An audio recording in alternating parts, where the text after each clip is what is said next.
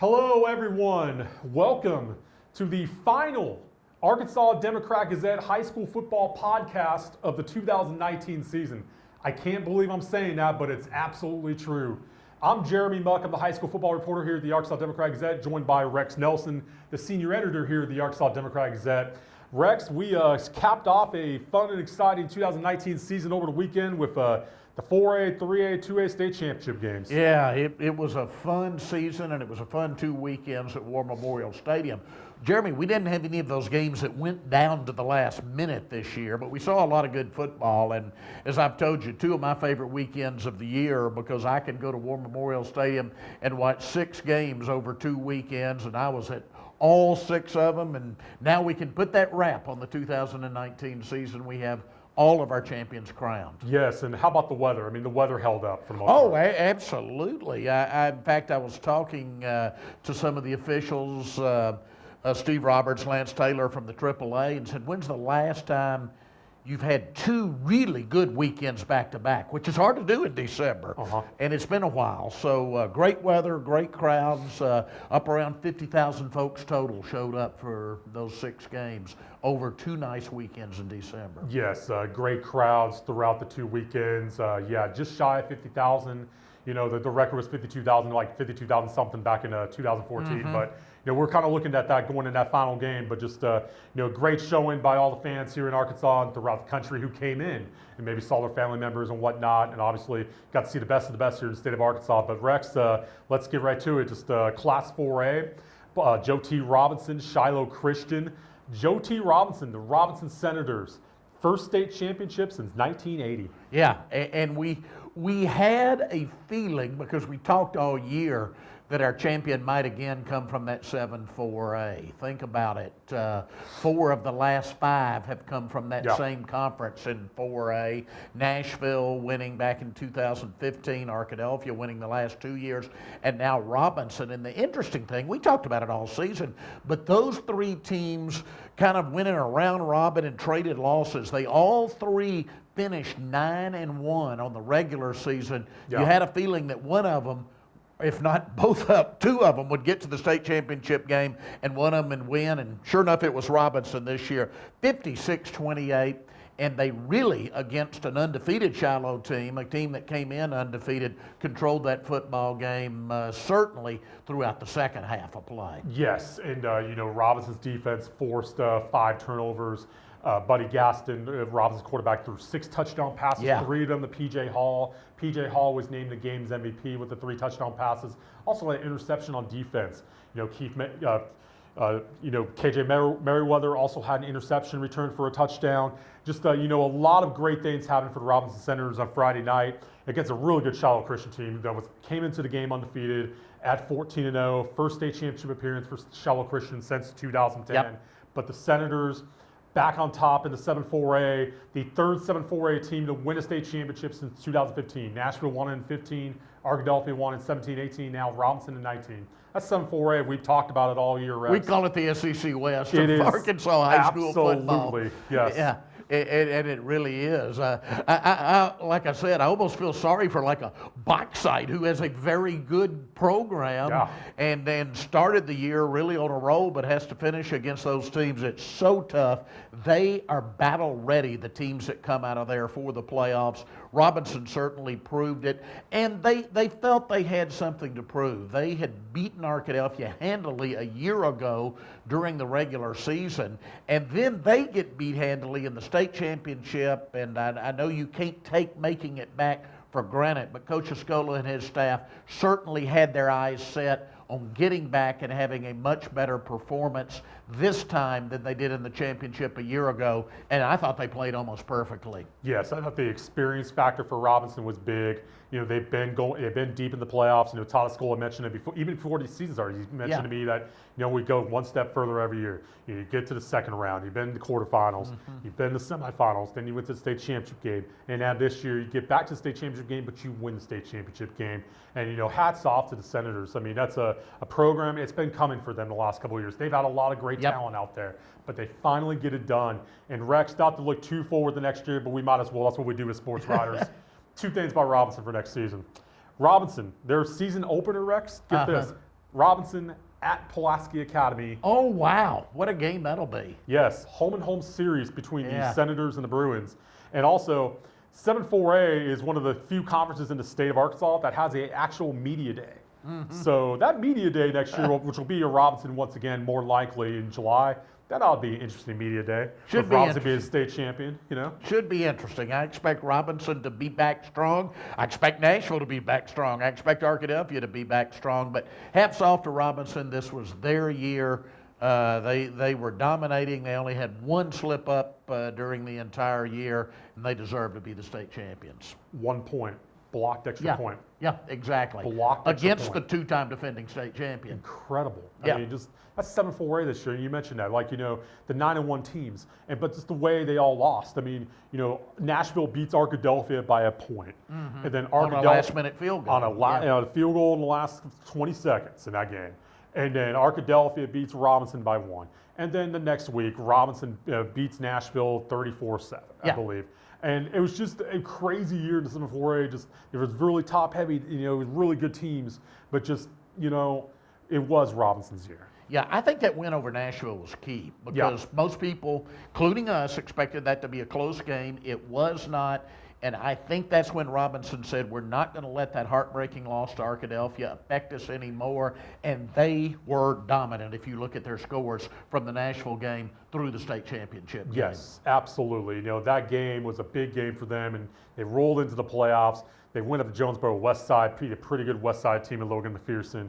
Then they beat Ozark out at Robinson, pretty good Ozark team with, Bryant Burns and the crew out there, the Hillbillies. I mean, just, Yep, you know, 48-21. Again, another one that wasn't close. Just incredible. I mean, just a great run by the Robinson Senators. But let's go down to 3A. City of Searcy. How about the City of Searcy, Rex?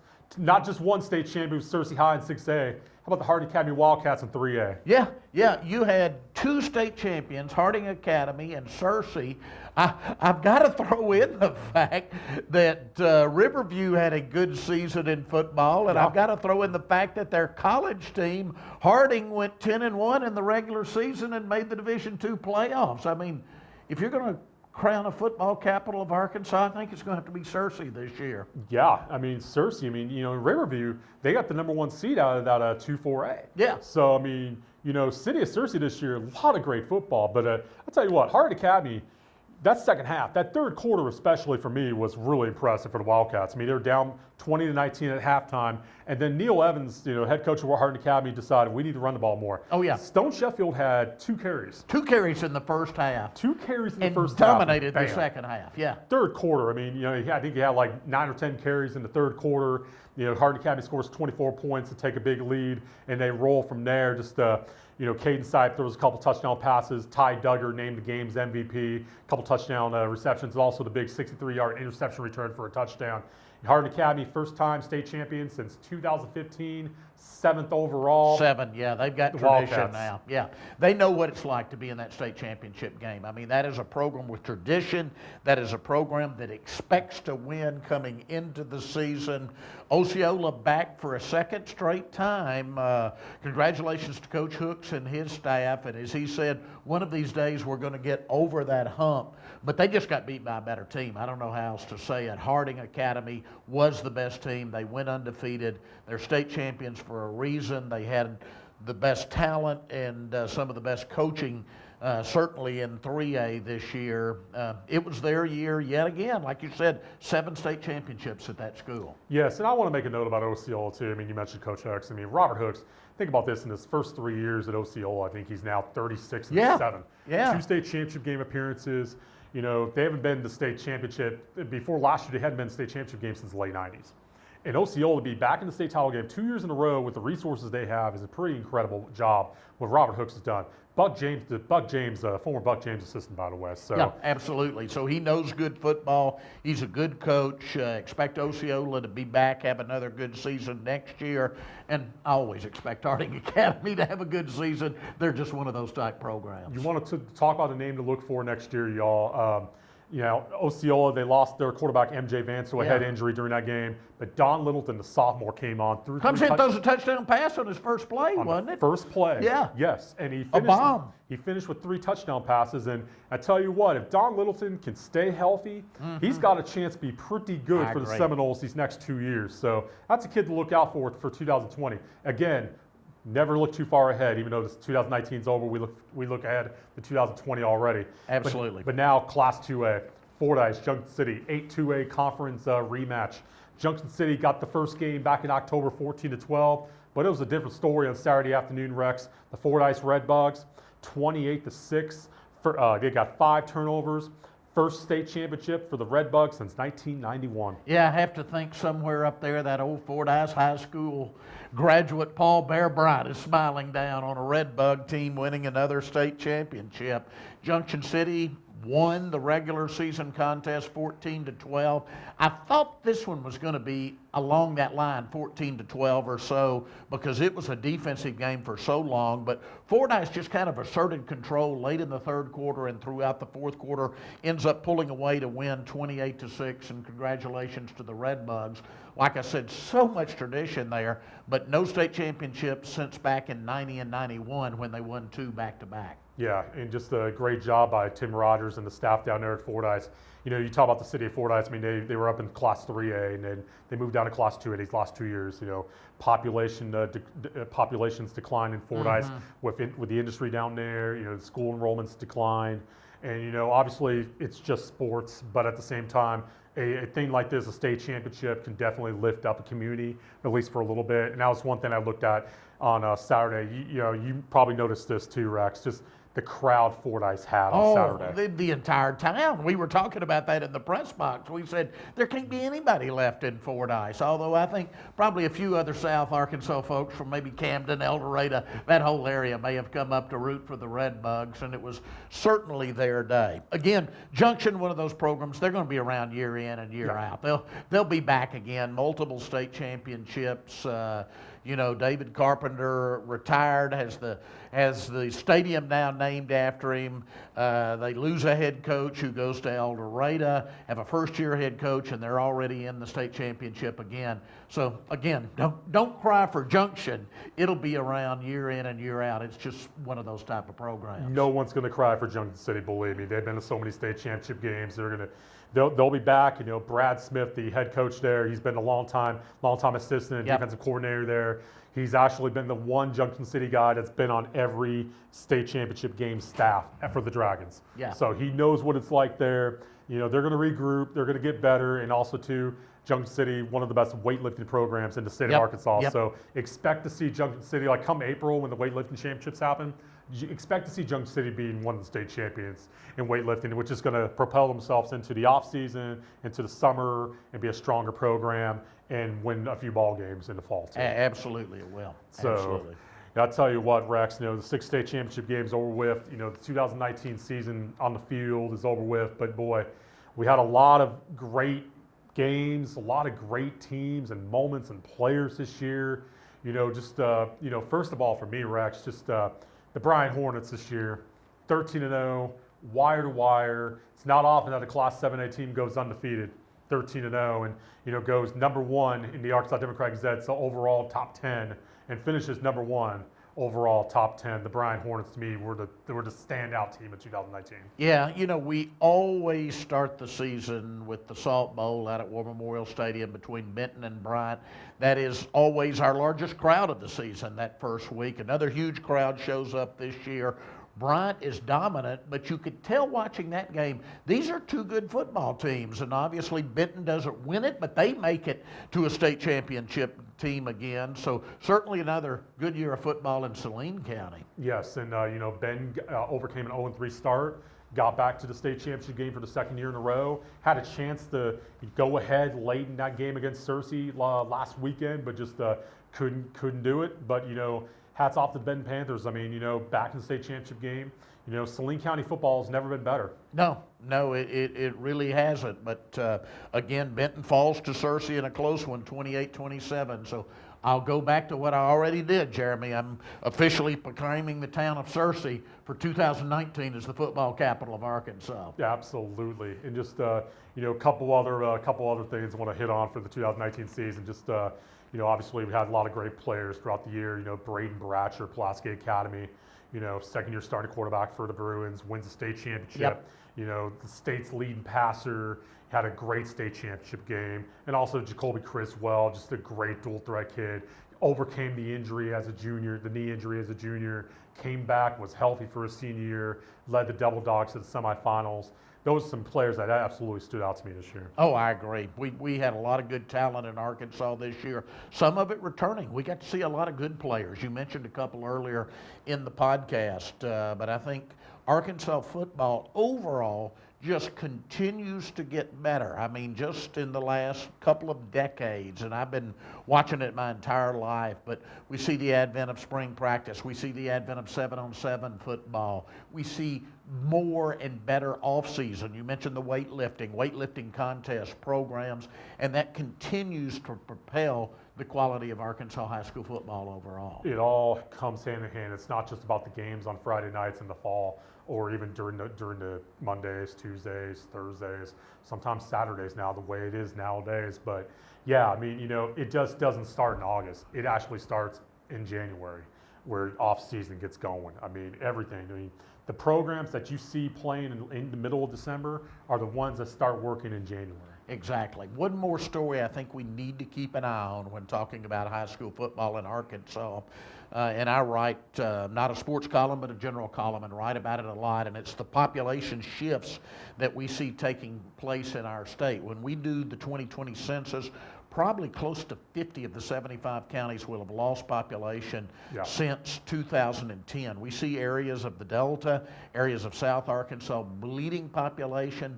I think we're going to see 8-man football grow in Arkansas, and I think that's going to be one of the stories that we're all watching in the next 5 to 10 years, Jeremy. Yes, I think that's a good point, Rex. And 8-man football, it's in its second. It just finished its second season as a club sport. It's not sanctioned just yet by the Arkansas Activity Association, but they expect to revisit that issue in the next couple months. And there is a possibility of 8-man football possibly being a sanctioned sport, because you had a few other schools declare this past year, like Brinkley, for example. Yeah. I mean, the Brinkley Tigers as an 8-man football program, who would have ever expected that? But that's what happens with population, though. So, we'll see what happens over these next couple of years. It may not happen for this next 2-year cycle, but come 2022, 2023, you could see 8-man as an official sport in the state of Arkansas. Certainly do in Texas, where you've got playoffs and state championships, and I think that's probably going to be in our future here in Arkansas. I think you're onto something there, Rex. Absolutely. We'll definitely be looking at that. Just one other thing before we go here. Just, obviously the games are over, but we do have an all-Arkansas team. We still do it here at the Arkansas Democrat Gazette. It's the All-Arkansas Preps team, which will be released in the Democrat Gazette on Sunday, January 12th. We have a first team, a second team, and an all-underclassmen team. So, and we also do stories on the Offensive Player of the Year, Defensive Player of the Year, Coach of the Year, and Sophomore of the Year. And we take nominations through January 3rd. You're more than welcome to email your nominations to me at jmuck@arkansasonline.com, or you can tweet me at jeremymuckadg on Twitter. And you can also call our sports department. As you call me in our sports department as well. My number's on our online. I don't want to give it out here on the podcast or anything, but just a lot of great players throughout the state. We got a lot of nominations already, Rex. I mean, just who would be your favorites right now as far as players of the year and whatnot? Oh boy, you put me on the spot there. I've seen so many good ones and talked about so many good ones this year. You're gonna have to give me time to study that one. Okay, you got a couple weeks. Hey, we got we got nominations through the January 3rd, so we're good to go on that. So just get them in me. We take nominations from coaches and statisticians. But, obviously I talk to media people around the state as well, just to get their feel, and especially around the state, people who cover, like especially the reporters in the smaller towns, like a Glenn Parrish at Boonville. Shout out Glenn Parrish, the Boonville man right there. Just those type of guys. Just you get their feel. It's like, hey, how about this kid in 3A? What about him? I got a nomination for him. What's he like? So, you know, we go hand in hand of all that. So, fun time of the year, season, believe me. I got asked this question a lot in the press box, a lot over the last 2 weekends, y'all. Jeremy, your season's over. What are you going to do now? I'm like, well, I've got the All-Arkansas team to do. It never ends. And we got signing day this week. Signing day was started on Wednesday. So by the time you watch this podcast, a few of the kids here in the state of Arkansas have signed. I don't want to name those kids just yet because you just never know. With flip, you know, they may flip to the school. We just never know. They certainly don't want to put that on film right there. So tell you what, we got a lot of things going on. It just never ends. Hey, high school football in the state of Arkansas, 24/7, 365. There you go. It is what it is. It's not just August through December anymore. Never is. But I tell you what, it's been a lot of fun doing this podcast. It has here, been. Rex. Thanks, Jeremy, for letting me join you this year. Yeah, absolutely. Just a lot of knowledge here on this side of the room here. Just you know, it's been a pleasure doing this with Rex all year long, and it's been awesome getting all the feedback from you all on the podcast this season. Just you know, thank you for watching. Thank you for listening. You know, you may listen to it on your earbud while you're working out, and you don't even look at the video because sometimes maybe my face is not made for a camera. I know mine not. I mean, you know, I've got the face for radio, as they say. We got faces for radio right here. It's all good, but it's hey, they wanted our faces on camera, so Yeah. you know, we obliged. So anyway, with that, y'all, for Rex Nelson, I'm Jeremy Muck. Thank you for watching the Arkansas Democrat Gazette High School Football Podcast, the final one of the 2019 season. Merry Christmas, Happy New Year, and be safe going into 2020. Thank you very much.